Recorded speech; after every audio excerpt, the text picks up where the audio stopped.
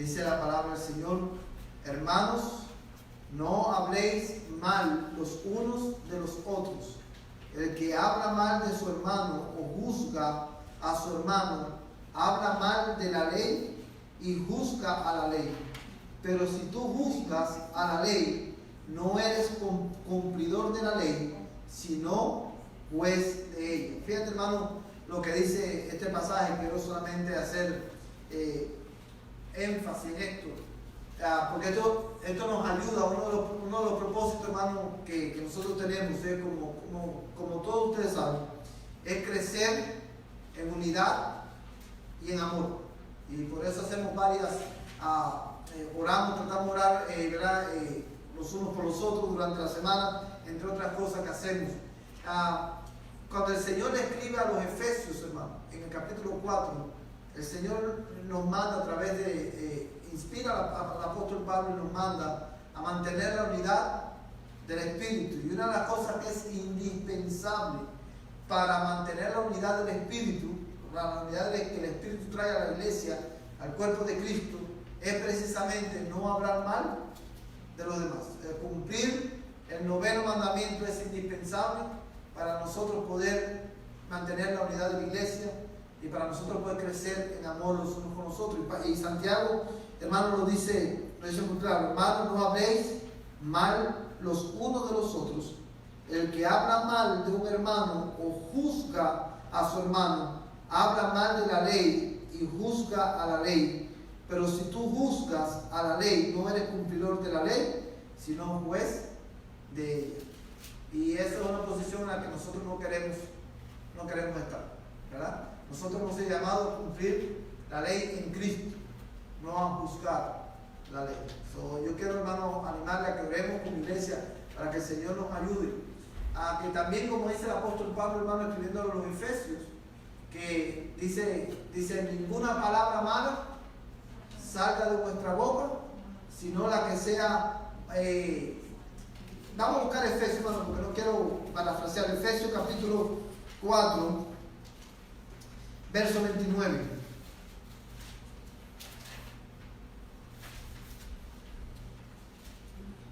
Amén. Efesios capítulo 4, verso 29. Dice: no salga de vuestra boca ninguna palabra mala, sino solo la que sea buena para edificación, según la necesidad del momento, para que imparta gracia a los que escuchan. Y esa debe ser, hermano, nuestra oración, y una buena aplicación del 9º mandamiento. En vez de hablar mal de los demás, dice la Biblia, debemos de, cuando abrimos nuestra boca, debemos hacerlo, hermano, ¿para qué? Para edificación. Y una manera práctica es, por ejemplo, cuando vamos a decir algo, debemos preguntarnos cómo esto que voy a decir va a edificar a ese hermano, o cómo esto que yo voy a decir va a impartir gracia a la vida de este hermano, ¿verdad? Y estas son aplicaciones prácticas, hermano, del 9º mandamiento. Hoy vamos a continuar, hermano, con nuestro estudio de la doctrina de Cristo. Y lo que vamos a hacer hoy, hermano, es que vamos a ver el primer punto. No sé cuántos de ustedes se acordarán, hermano, que dijimos el domingo pasado, que esta doctrina la vamos a ver en 3 puntos fundamentales: los nombres de Cristo, la persona de Cristo y las obras de Cristo. Ahora bien, la obra de Cristo. Quiero, hermano, invitarle a buscar en sus Biblias, en la carta del apóstol Pablo a los Filipenses. Vamos a buscar en el capítulo 2 y vamos a leer desde el verso 5 en adelante. Desde el verso 5 hasta el verso 11. Filipenses capítulo 2, versos 5 al 11.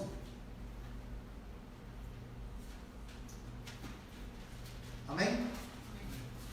Dice la palabra del Señor de esta manera: haya pues en nosotros esta actitud que hubo también en Cristo Jesús, el cual, aunque existía en forma de Dios, no consideró el ser igual a Dios como algo a que aferrarse, sino que se despojó a sí mismo, tomando forma de siervo, haciéndose semejante a los hombres, y hallándose en forma de hombre, se humilló a sí mismo, haciéndose obediente hasta la muerte, y muerte de cruz.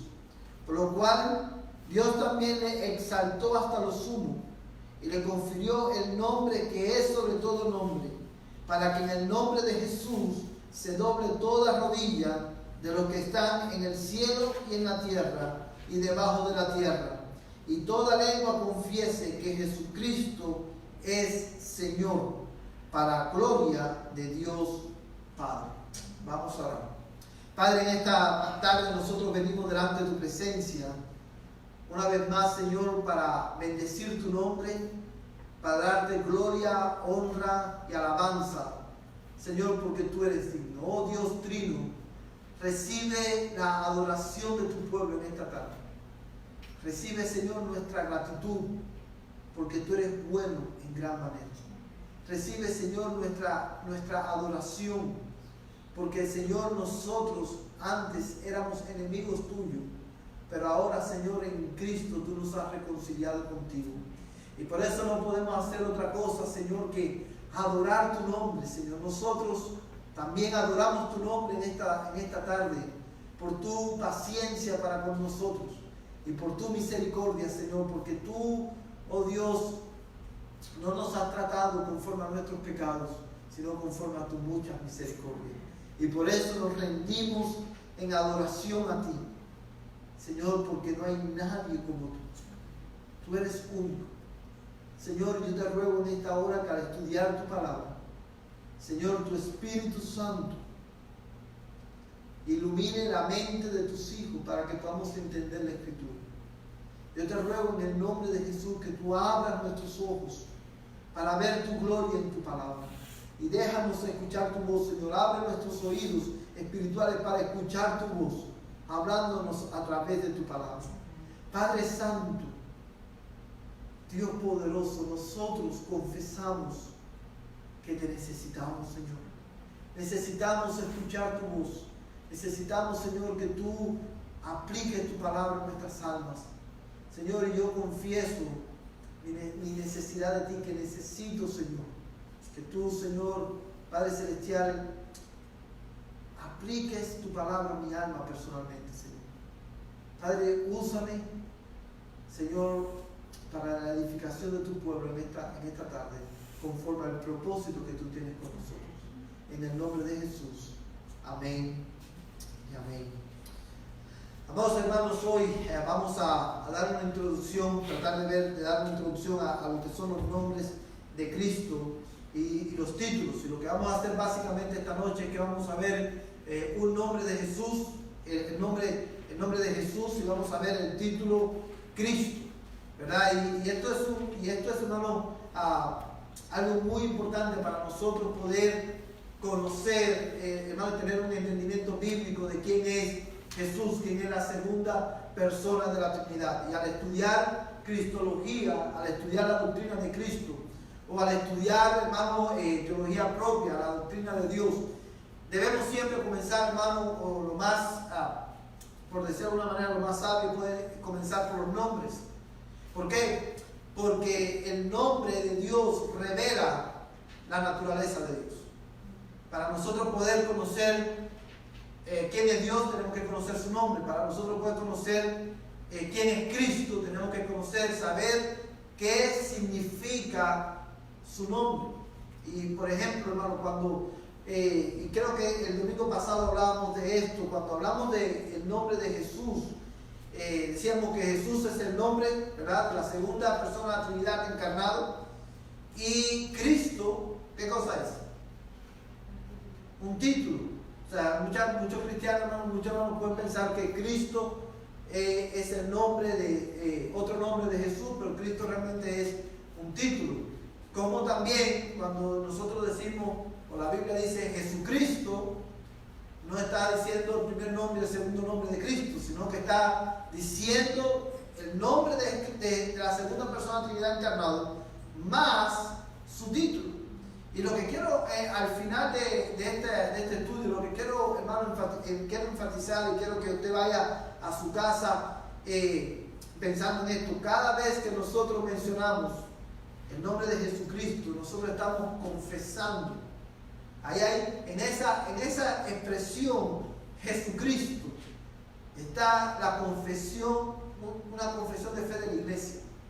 Nosotros cuando invocamos o confesamos el nombre de Jesús, estamos diciendo que nosotros creemos, confesamos que Jesús es el Salvador enviado por Dios.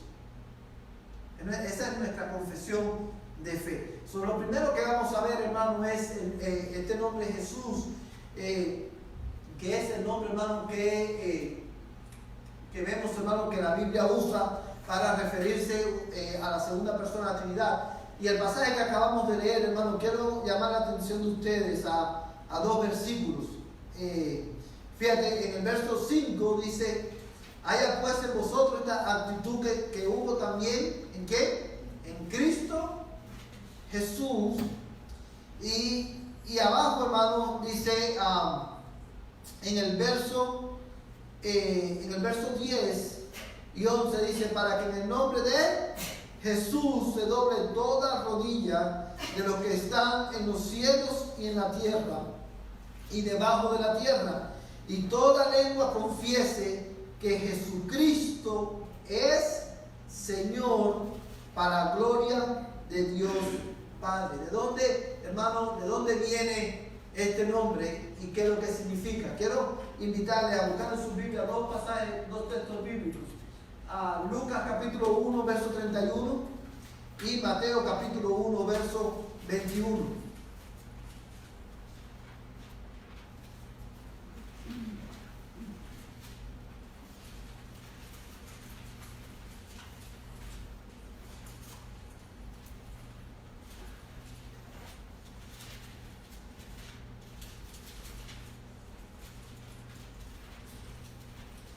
Amén.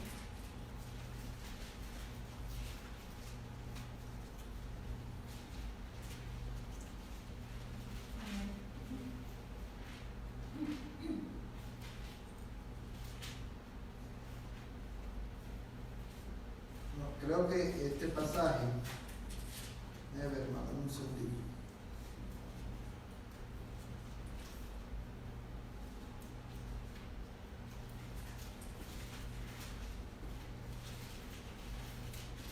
Es Lucas capítulo 1, verso 31, sí, hermano, ese mismo, dice: y he aquí, concebirás en tu seno y darás a luz un hijo, y le pondrás por nombre Jesús. Este, verso 32, será grande y será llamado, ¿qué cosa? Hijo del Altísimo. Y el Señor Dios le dará el trono de su padre David. Ahora vamos a leer Mateo capítulo 1, verso 21. Mateo capítulo 1, verso 21.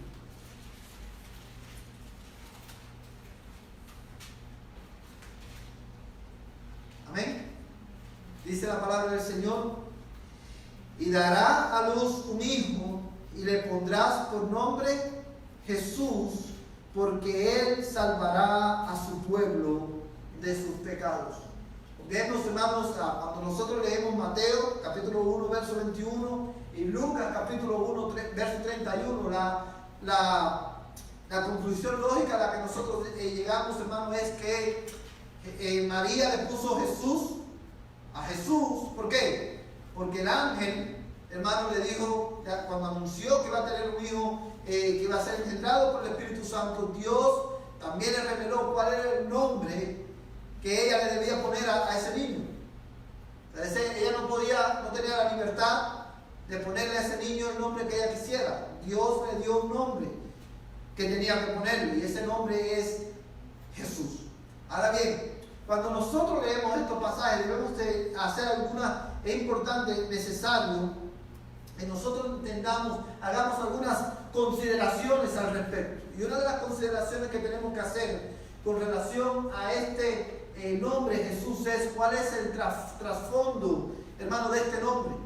Porque el nombre Jesús no fue, Dios no le dio ese nombre, hermano, a la segunda persona de la Trinidad, porque se le ocurrió así nomás, ese es el nombre que más me gusta. No, ese nombre Jesús tiene hermano, un trasfondo en la historia de la redención, tiene un trasfondo, hermano, en la historia bíblica que viene desde el Antiguo Testamento. Cuando nosotros estudiamos el Antiguo Testamento nos vamos a dar cuenta que el nombre ya había sido usado en el Antiguo Testamento y por lo tanto ya tenía una historia detrás de él como un tipo. El nombre de Jesús, hermano, ya había otras personas en el Antiguo Testamento que lo habían usado, pero en la forma hebrea. ¿Y cuál es la forma hebrea para el nombre de Jesús? ¿No? Josué. Hermano, vamos a buscar en nuestras Biblias Nehemías capítulo 8, verso 17. Hermano, que lo tenga, por favor, que se ponga en pie y lo lea. Nehemías capítulo 8, verso 17.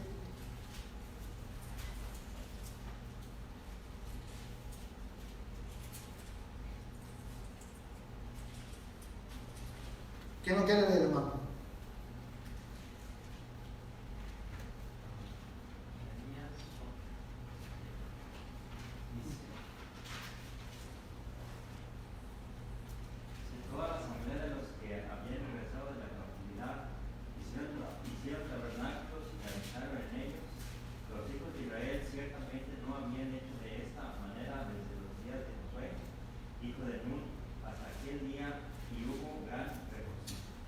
Fíjate, hermano, ¿quién era este hombre?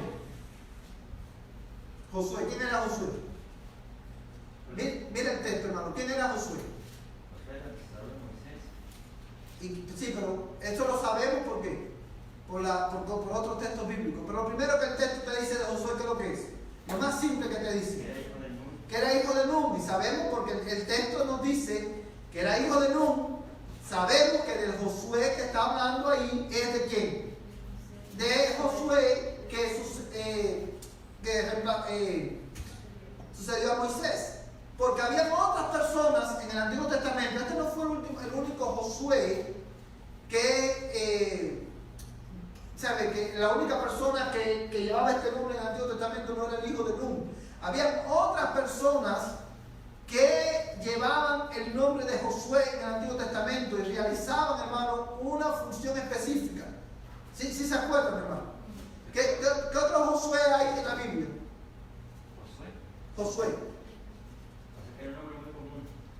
No, Josué, hermano, había un Josué que era el hijo de Nun, que era el que iba a llevar al pueblo de Israel, Moisés murió, él iba a ocupar su lugar. ¿Y cuál era la función de este Josué? Iban a llevar al pueblo ¿a dónde? A la tierra prometida. Hermano, esto ustedes, por favor, hermano, no pierdan de vista esto que es muy importante. Este Josué, hijo de Nun, al morir Moisés, él iba a ocupar su lugar y la función de él era llevar al pueblo, entrar al pueblo a la tierra prometida. Pero había otros Josué del que la Biblia habla, del cual habla el profeta Zacarías, que era sumo sacerdote. No pierda eso de vista porque es muy importante. Ahora, cuando nosotros decimos que este nombre, el nombre de Jesús, había ya sido usado por otra persona en el Antiguo Testamento, ¿verdad? Y por lo que ha tenido una historia detrás de él, o sea, detrás del nombre, detrás de este nombre, Jesús, ya había una historia en el Antiguo Testamento en forma de tipo. ¿Qué es lo que era un tipo, hermano? Un tipo, cuando hablamos, lo que estamos queriendo decir, hermano, es, nos estamos refiriendo a personas o cosas que apuntan a una realidad mayor, que es, en este caso, Cristo. Ahora bien, este Josué, hijo de Nun, del que habla Nehemías aquí, hermano, era un tipo de Cristo. Inclusive el nombre de Josué significa salvador. Ahí vamos, hermano. Era un tipo de Cristo en el sentido, hermano, de que él, de la misma manera que Josué iba a guiar al pueblo de Israel y lo iba a entrar en la tierra prometida, de esa misma manera, hermano, Jesús guía a su pueblo al cielo nuevo y la tierra nueva, la Canaán celestial. Recuerda, la tierra prometida en el Antiguo Testamento era ¿qué cosa? Un tipo del cielo nuevo y la tierra nueva. ¿Por qué lo sabemos? Porque la misma Biblia nos dice, amados hermanos, que Abraham habitó en la tierra como ¿qué? Como extranjero. Hermano, yo sé que este versículo lo hemos visto muchas veces, pero yo creo que tú piensas en la seriedad de esa declaración. Abraham heredó la tierra, ¿sí o no? La tierra que Dios le había prometido. Pero dice la Biblia, y este no es, hermano, el comentario de un teólogo o de un comentarista bíblico. Este es el comentario del Espíritu Santo, cuando inspiró al autor a los hebreos a escribir. Él dijo que Abraham, al habitar en la tierra, dice, vivió en ella como un extranjero. ¿Por qué? Porque esperaba una ciudad cuyo arquitecto y fundamento es Dios. Abraham, por la gracia de Dios, entendió que esa tierra prometida era un tipo apuntado a una realidad mayor. Que la promesa que Dios le había dado no se limitaba a aquel pedazo de tierra, sino que había algo más. Él esperaba una ciudad cuyo arquitecto y fundamento es Dios. La Canaán representaba un tipo de el cielo nuevo y la tierra nueva. Y a Josué, hermano, era un tipo de Cristo guiando a su pueblo a entrar a nuestra Canaán celestial. Y al final del estudio, hermano, esto va a hacerme más sentido a cada uno de ustedes. Pero yo no quiero que usted pierda de vista que detrás del nombre de Jesús, este nombre hay una historia, hermano, en el Antiguo Testamento que está detrás de ese nombre. Y cada una de estas personas que usaron este nombre en la forma hebrea, Josué, hermano, apuntaba a Cristo de una manera específica. Ahora bien, la otra que debemos de considerar, hermano, cuando leemos en la Biblia el nombre de Jesús, es que el nombre de Jesús nos provee de una sinopsis de la naturaleza de su obra en la tierra. ¿Por qué razón debían de ponerle Jesús a la segunda persona que había encarnado? ¿Por qué María debía ponerle Jesús al niño? ¿Por qué le dijo el ángel? Porque Él salvará a su pueblo de sus pecados. Cada vez que nosotros invocamos el nombre de Jesús, cada vez que nosotros proclamamos el nombre de Jesús, nosotros estamos confesando que Él es nuestro Salvador, el único que puede salvar. Él vino con una función específica. Él vino ¿a qué? A salvar a los pecadores. Y fíjate, hermano, que el texto dice, este es un paréntesis, hermano, como dirían en la televisión, esto es un comercial, no pago. Pero fíjate que el texto dice, y llamará su nombre Jesús, porque Él salvará a su pueblo de sus pecados. Hay dos cosas importantes que resaltan en esa declaración. La primera, no solamente el nombre de Jesús nos provee de una sinopsis, de una idea de cuál es la función, la naturaleza de la obra que Cristo iba a hacer en la tierra, sino que resalta cuál es la mayor necesidad que nosotros tenemos: un Salvador. Hermano, Jesucristo, y yo quiero decir esto con mucha con la mayor claridad posible, no creo que me malinterpreten. Jesucristo no vino para que tú y yo viviéramos felices en la tierra. ¿Usted entiende eso, hermano? A veces nosotros estamos todo lo que nosotros queremos es ser, ¿qué cosa? Feliz. Aquí, ahora en el momento, quiero ser feliz. Jesús no vino a proveer un camino para que tú y yo fuéramos felices. Jesús vino a salvarnos. Porque la mayor necesidad que tú y yo tenemos no es ser feliz.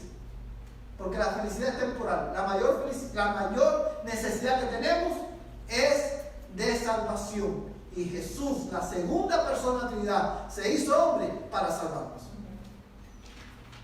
¿Verdad? Y esto también, hermano, es un recordatorio de la falsedad del Evangelio de la prosperidad. Jesús no vino a hacernos ricos. Jesús vino a salvarnos. A salvarnos de nuestros pecados. Pero lo otro, hermano, y es aquí donde viene el comercial no Pablo, que el nombre de Jesús y en la expresión porque Él salvará a su pueblo de sus pecados, hermano, nos confronta con la verdad de que Cristo, ¿por quién vino a morir? ¿Por qué? Por los pecadores. ¿Quién más? Miren el texto, hermano. Por los que iban a creer. Por los que iban a creer. Pero miren el texto. ¿Qué dice el texto? Jesús llamará su nombre Jesús. ¿Por qué? ¿A quién? Salvará al pecador. No, ¿qué dice el texto, hermano? De Nehemías. No, Mateo 1:21, el último texto que leí. ¿Qué dice el texto?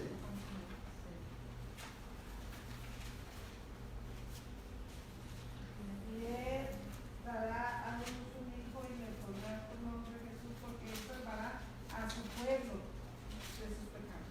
Porque Él salvará ¿a quién? A su pueblo. Jesucristo vino a morir y a salvar ¿a quién? A su pueblo. A los escogidos, hermanos. Ahora, ¿por qué esto es importante? Porque nosotros, a la luz de la Escritura, creemos que el sacrificio de Cristo es suficiente para salvar a todos los hombres, pero solamente es eficaz en aquellos que Dios ha escogido para salvación.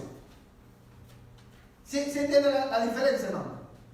Dios, el sacrificio de Cristo es suficiente para salvar a todos los hombres, a todos, pero solamente es eficaz en aquellos a quien Dios ha escogido para salvación. Y la razón por la cual muchos rechazan esta verdad es porque dicen, bueno, pero entonces, ¿para qué? La Biblia no dice eso. Bueno, el texto dice que Jesús se llamará Jesús, ¿por qué? Porque salvará ¿a quién? A su pueblo. Cuando Cristo instituye la Santa Cena, ¿qué es lo que Cristo dice? Cuando bendijo los elementos, dice, tomad, esta es la sangre del nuevo pacto, que por muchos es derramada. No dice que por todos es derramada, sino por muchos. Ahora, la pregunta de los 144,000, ¿quiénes son los escogidos? La respuesta más sencilla es, hermano, eso no nos corresponde saberlo a ti y a mí. Eso solamente le corresponde a Dios. Obviamente los que han creído y los que creerán. Pero lo que digo es que no nos corresponde a nosotros, que yo no puedo decir ahora, aquel que está allí lleno de tatuajes, yo no creo que él sea escogido. O si yo tengo un familiar que le he predicado el Evangelio, oran por él 20 años y no se convierte. Decir, bueno, después de 20 años predicando el Evangelio y orando por él, no se ha convertido. ¿Qué mayor evidencia tenemos de que no es elegido? No, hermano, eso no nos corresponde a nosotros. A lo mejor a los 20 años no ha pasado nada, te mueres a los 21 años de haberle predicado el Evangelio a esa persona y cuando han hecho 25 años, ¿sí me entiende, hermano? De la primera vez que le predicaste el Evangelio, Dios lo trae a la salvación. No nos corresponde a nosotros, hermano, saberlo. Y también esto es importante porque ahí descansa, hermano, el éxito de la obra misionera de la iglesia. ¿Por qué yo puedo ir y predicar el Evangelio a todas las personas con confianza? Sí, a su pueblo. Yo puedo predicar el Evangelio y la iglesia, el Señor nos ha llamado ¿a qué? A predicar el Evangelio a toda criatura. Fíjate que Cristo nunca dijo, prediquen el evangelio a aquellos a los que ustedes crean que son elegidos. No, prediquen el evangelio ¿a quién? A todos. Pero Dios, hermano, va a hacer efectivo ese sacrificio no solamente a aquellos que eran escogidos para la salvación antes de la fundación del mundo. Pero esto, hermano, esto es muy, muy importante para nosotros poder entender la obra de Cristo, para nosotros poder entender la obra de la iglesia. Y aquí, hermano, aquí descansa, hermano, como digo, la seguridad de la iglesia, la confianza de la iglesia, que no importa qué, Dios tiene un pueblo a quien Él va a salvar. Amén. Yo no sé quiénes son. Mi única preocupación es predicar el evangelio. Cada vez que lo vea, cada vez que, no importa, no, cada vez que tenga la oportunidad de predicar el evangelio a la misma persona, se lo voy a predicar. Porque Él, Dios tiene un pueblo. Yo no sé quién es. Y lo otro es porque dice en la Escritura que la palabra de Dios es como martillo que quebranta la piedra. No hay corazón tan duro, que sea tan duro que Dios no pueda quebrantar. Amén, hermano. Eso te lo digo, hermano, como un testimonio y como un testimonio, hermano, de que no te desanimes. Cuando veas a tu esposo, a tus hijos, a tu hija que no quiere creer y que está rebelde al evangelio, que eso no te desanime y de tal manera que no les predique más el evangelio.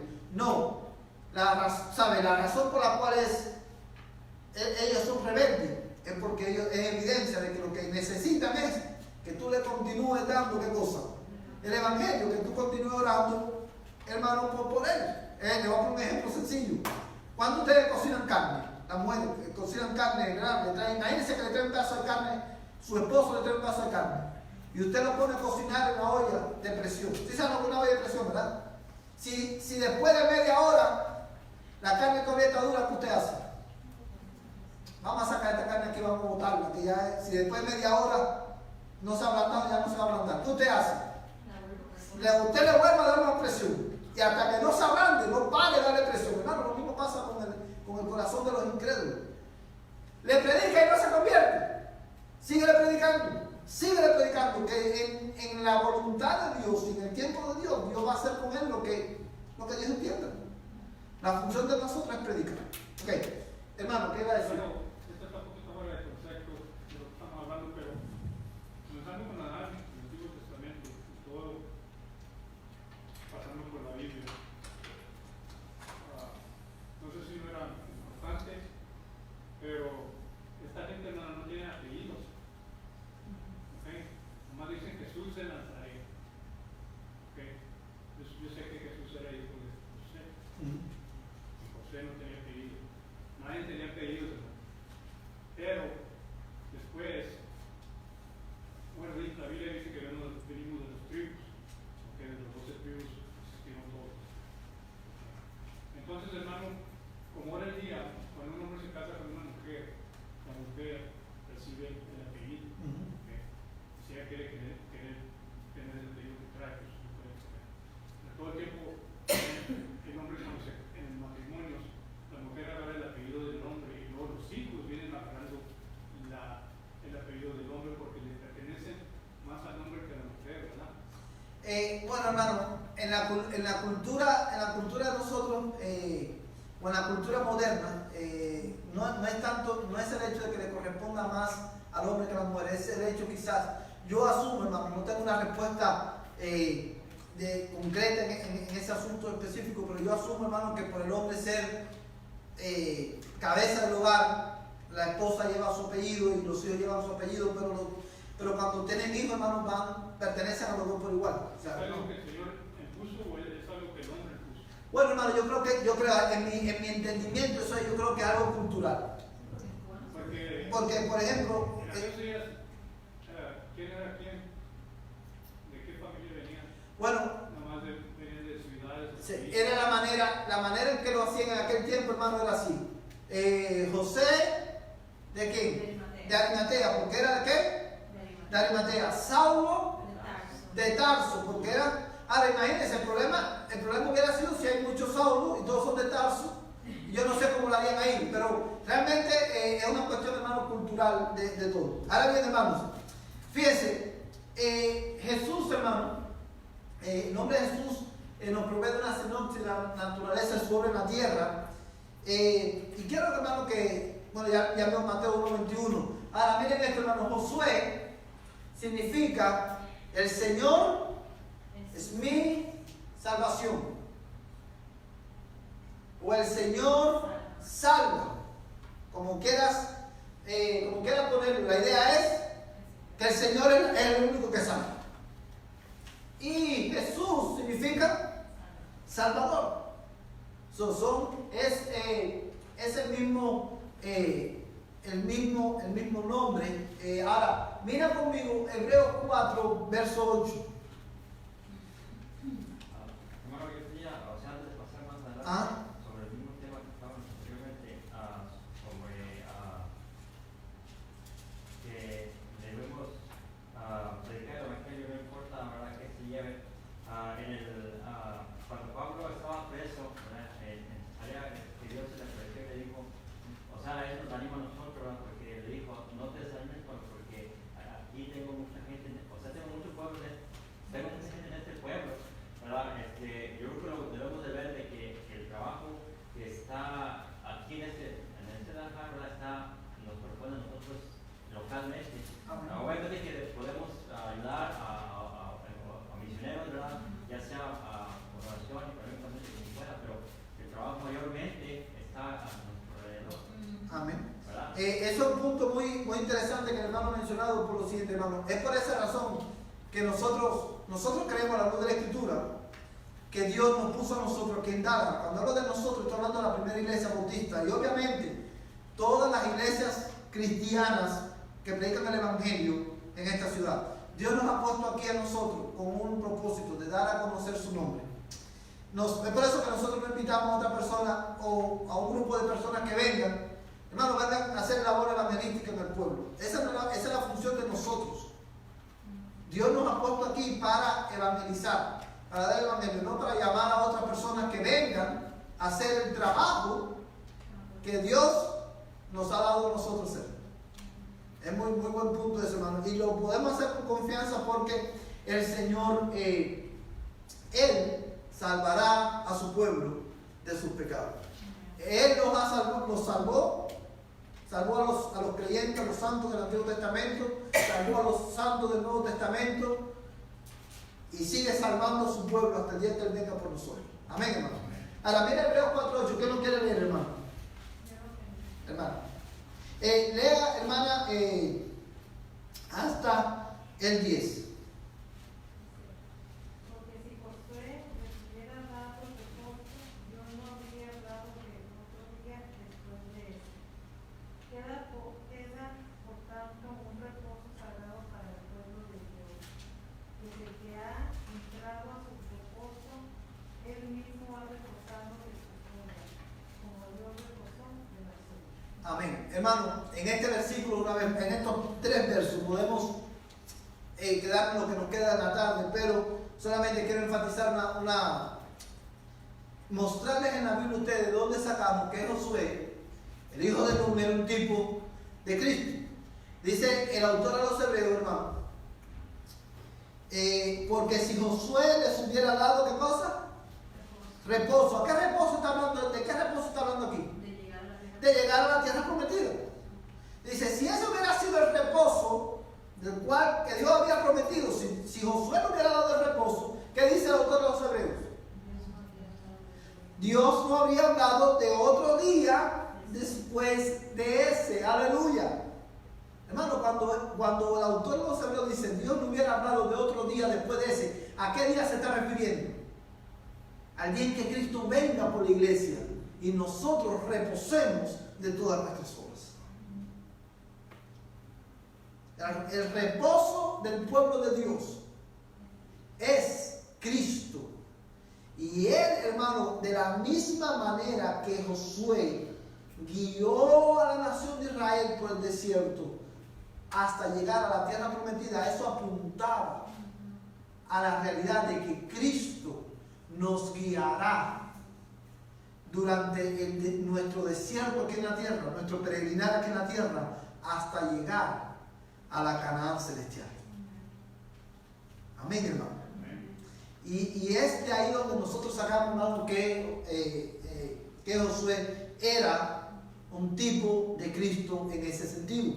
Ahora bien, hermano, quiero solamente ver, y lo vamos a dar ahí esta tarde, ya vimos, hermano, de dónde viene el nombre de Jesús, qué es lo que significa, y cuáles son las cosas que resaltan, hermano, de ese nombre. Recuerden, hermano, cada vez, ¿verdad que muchas veces nosotros oramos y decimos en el nombre de Jesús? Amén.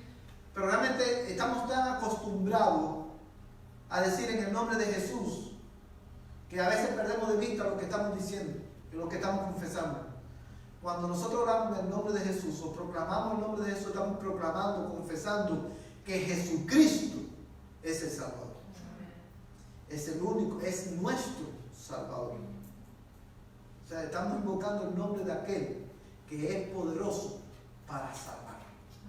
Cuando usted está orando por su familia inconversa y usted ora y usted le dice: Señor, yo te ruego por mi hijo que tú lo salves, que tú le des un nuevo corazón, que tú lo traigas de muerte a vida, y te lo pido en el nombre de Jesús, hermano. Usted está confesando que tú estás orando y estás invocando el nombre de aquel que es poderoso para salvar a tu hijo, que es poderoso para salvar a tu esposo, que es poderoso para salvar a tu esposa, porque tú estás orando en el nombre de aquel que puede salvar. Pero cuando nosotros oramos hoy en el nombre de Jesús, amén, y perdemos de vista qué es lo que estamos diciendo. Por eso nosotros debemos orar en el espíritu, pero también con el entendimiento. Debemos entender lo que estamos orando, debemos entender lo que estamos cantando. Y el solamente, hermano, piensen esto por un momento, solamente el hecho de que usted, cuando ora por su familia inconverso, por Dalha, por lo que cada vez que usted ora por las personas que están en la iglesia, que quizás no son salvos, usted dice: Señor, y esto te lo pedimos en el nombre de Jesús. Solamente en esa expresión, hermano, esa expresión, la verdad que eso encierra, es fuente de, hermano, de ánimo para nosotros, porque estamos pidiendo salvación en el nombre de aquel que puede salvar. ¿Verdad, hermano? Yo creo que también esto debemos de hacerlo con mucha reverencia, porque cuando saben lo que estudiamos sobre la doctrina de Dios, ¿verdad? Que no debemos tomar el nombre de Dios, hermano. Igualmente, cuando hablamos de Jesucristo, debemos hacerlo con mucha reverencia. Con reverencia, hermano, con respeto al nombre de Jesús, por lo que el nombre de Jesús implica. Y por quién, ¿sabe? Y por quién es Jesús. No. Pero quiero, hermano, que estas verdades infundan ánimo en ti, ¿verdad? Cuando tú ores, y lo otro, hermano, mira otra implicación que no quiero que la pierda de vista. Cuando nosotros pedimos, y es aquí donde yo quiero que usted empiece a aprender, hermano, a pensar teológicamente, a unir la escritura, hermano, para que vean cómo la escritura se une con lo otro. Cuando nosotros oramos por salvación por una persona que no conoce a Cristo, ya lo dijimos, eso, ¿sabe? Estamos orando porque sabemos que Jesús es Salvador, es poderoso para salvar. Ahora, pero cuando estamos orando por cualquier otra cosa que no es salvación, por nuestros problemas, por el pan nuestro de cada día, por un enfermo, por un mejor trabajo, por lo que sea, nosotros oramos y nosotros terminamos orando: Señor, en el nombre de Jesús te pedimos estas cosas. Amén. Nosotros, hermanos, oramos en el nombre de Jesús porque nosotros, por dos razones. Una, porque nosotros sabemos que el único camino de ir al Padre es Jesús. Ese es el único camino de entrar a la presencia de Dios. Él abre un camino vivo y nuevo. Por eso entramos a la presencia de Dios confiadamente en el nombre de Jesús. Pero también, cuando yo pido: Señor, yo te pido por un mejor trabajo, por un ejemplo, o por un enfermo, yo en el nombre de Jesús, hermano, yo confío de que Dios lo va a responder, Dios va a responder mi oración, porque yo estoy pidiendo en el nombre de aquel que puede salvar. Y la Biblia dice que si Dios nos dio a su único hijo, ¿cómo no nos dará también con él todas las demás cosas? Acorde a su voluntad. Si Él es poderoso para salvar, no hay nada más difícil que la salvación de un individuo. ¿Sí o no, hermano? Hermano, usted, déjeme decirle algo, hermano. El hombre puede sanar a través de la medicina. Dios le ha dado sabiduría para sanar. Y hay enfermedades que obviamente no se curan, pero aún hay enfermedades que son incurables y le dan tratamiento y Dios en su providencia lo cura, pero a través de medios ordinarios. O sea, para el hombre no es imposible sanar la mayoría de las enfermedades a través de la medicina. Pero lo que el hombre nunca va a poder hacer, nunca ha podido, nunca podrá, es salvarse a sí mismo ni salvar a otro. Entonces, si Dios es poderoso para salvarte, ¿tú no crees que Dios es poderoso también para darte lo que tú le pides conforme a su voluntad? Y eso nos da confianza, seguridad. Porque yo sé que cualquier cosa que yo le pida, Él la va a responder conforme a su voluntad. Hermanos, quiero terminar solamente con el título, introducir solamente el título de Cristo. ¿Qué significa? Bueno, ya lo vimos, el título de Cristo. Vamos a ver, hermano, Lucas 2:11 y Marcos 15:32. Hermano, Lucas 2:11.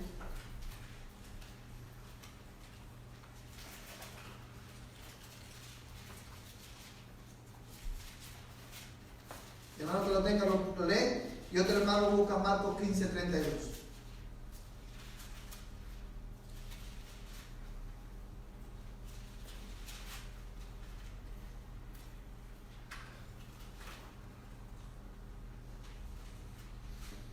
Amén.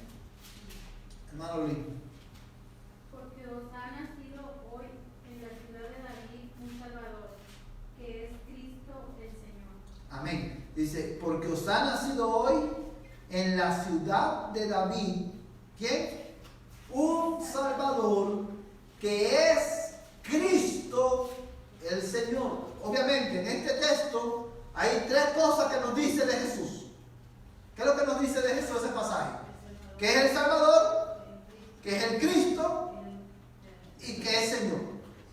Fíjate, tres cosas. Y cada una de esas tres cosas, como una vez más, podemos estar ahí hasta el mes que viene, prácticamente, meditando y sacando verdades de estas tres declaraciones. Ahora bien, fíjate la idea, hermano.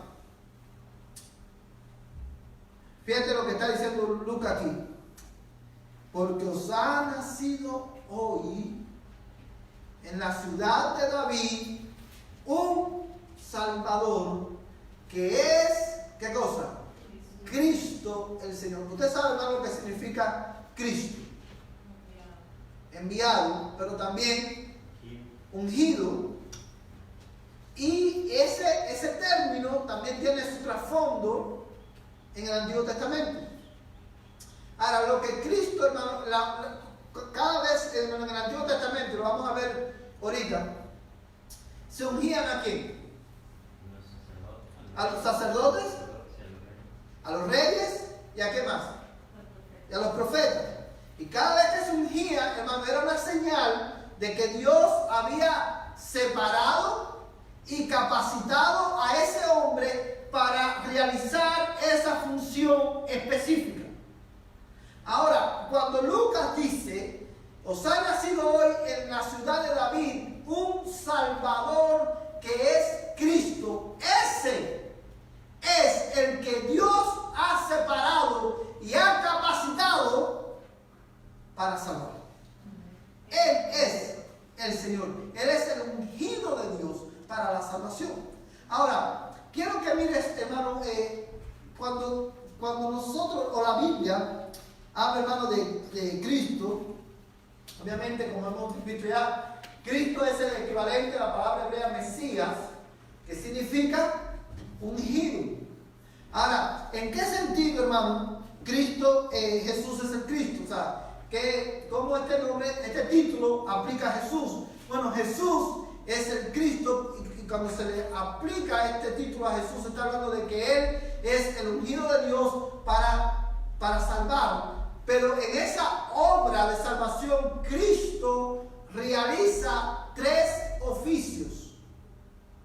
El oficio, hermano, de profeta, reyes y sacerdotes, porque en el Antiguo Testamento, hermanos, se ungían a los profetas, a los reyes y a los sacerdotes. Y Cristo, Jesús, el Cristo, en su obra redentora, hermano, realiza estos 3 oficios: profeta, rey y sacerdote. Te recuerdo, hermano, que hace un momento atrás te mencionaba que Josué era un tipo de Cristo. ¿Por qué? ¿Por qué? Porque él guió al pueblo de Israel ¿a dónde? A la tierra prometida. Josué es un tipo de Cristo en su oficio de rey. Porque de la misma manera, como le decía hace un momento atrás, que Josué guió al pueblo, a la nación, a la tierra prometida, de esta misma manera, Cristo en su oficio como rey nos guía a nosotros a la tierra prometida, a la Canaán celestial. Josué, el sumo sacerdote, era un tipo de Cristo en su oficio de sacerdote. Y de eso, hermano, vamos a estar hablando cuando resumamos este estudio bíblico. Pero cuando nosotros decimos, hermano, que Jesús es el Cristo, estamos diciendo que Jesús es el Mesías, el ungido de Dios para salvación, en lo que Él, hermano, realiza esa obra de redención. O dentro de esa obra de redención está, hermano, el desempeño de Cristo como profeta, rey y sacerdote. Y cuando nosotros vamos al Antiguo Testamento, todos los reyes del pueblo de Israel, hermano, eran un recordatorio de que la nación de Israel necesitaba un rey por excelencia, que era Cristo. ¿Quién fue el rey, hermano, más extraordinario que tuvo la nación de Israel? David, ¿qué más? Y Salomón. Pero ninguno de esos dos, hermano, era suficiente, porque los dos tenían el mismo problema, que eran pecadores. Ellos eran un recordatorio de que la nación necesitaba un rey mejor, y ese rey por excelencia es Cristo. Y todos los sacerdotes apuntaban a un sacerdote por excelencia. Uno, hermano, que como decía el hermano Adi, que hoy dice la Biblia que no podía morir. Pero no solamente que no podía morir, uno que en él no había pecado. Porque los sacerdotes del Antiguo Testamento tenían que ofrecer sacrificios por el pueblo, pero también tenían que ofrecer sacrificios por ellos mismos. Y amados hermanos, a Jesucristo es el profeta por excelencia. Porque Él es la palabra encarnada. Él es la manifestación de Dios por excelencia. Dice la Escritura: a Dios nadie lo ha visto jamás, pero el unigénito Dios que está en el seno del Padre, Él le ha dado a conocer. La Biblia dice: nadie conoce al Padre sino el Hijo, y aquel a quien el Hijo lo quiera revelar.